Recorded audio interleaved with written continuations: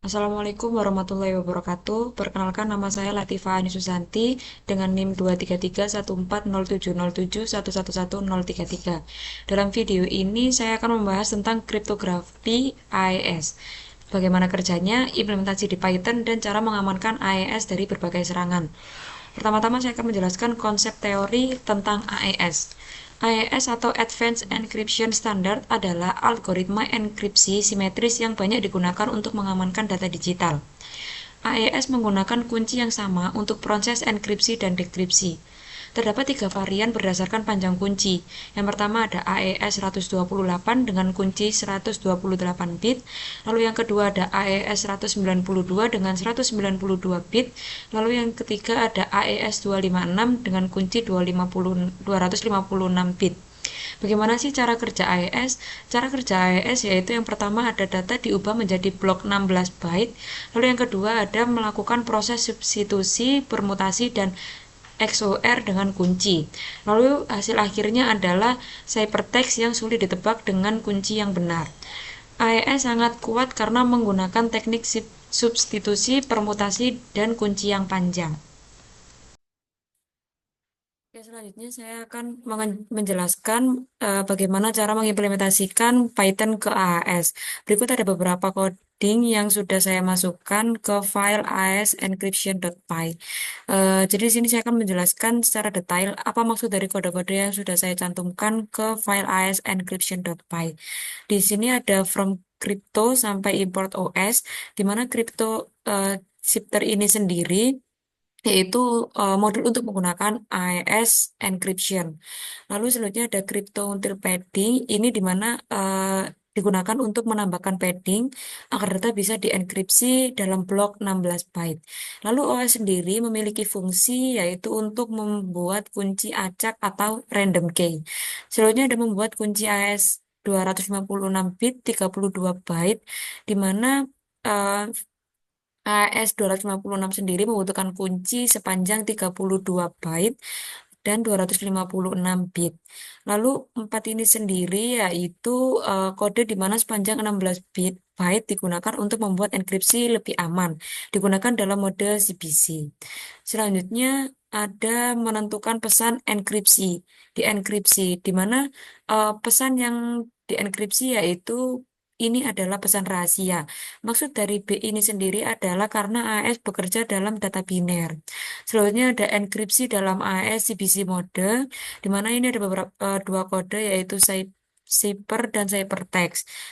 Prosesnya yaitu yang pertama buat objek cipher dalam aes.new, lalu ada key aes.mode underscore cbc, lalu selanjutnya ada kita menggunakan padding dalam pad yaitu plain text aes.block underscore size. Lalu di sini AES hanya bekerja dengan panjang blok 16 byte seperti yang saya jelaskan sebelumnya. Jika teks kurang dari 16 byte, padding ditambahkan agar sesuai. Kita bisa melakukan enkripsi dengan cyber enkripsi seperti kode ini. Selanjutnya ada menampilkan ciphertext, di mana kita membuat perintah print ciphertext, yaitu alasannya agar dalam format hex karena agar lebih mudah dibaca oleh pengguna. Selanjutnya contoh outputnya yaitu nanti kita akan mendapatkan kode eh, angka-angka itu hasilnya berbeda-beda karena hasilnya akan berbeda setiap kali program dijalankan. Selanjutnya ada deskripsi kembali, yaitu di mana ada decipher dan ada describe text, descripted underscore text, di mana kita membuat objek decipher, yaitu sama seperti enkripsi, kita harus menggunakan kunci dan pad yang sama. Lalu kita melakukan dekripsi, di mana dekripsi fungsi dari describe text ini yaitu sama seperti ciphertext. Lalu kita hapus padding, yaitu ada di unpad. Selanjutnya ada menampilkan hasil deskripsi.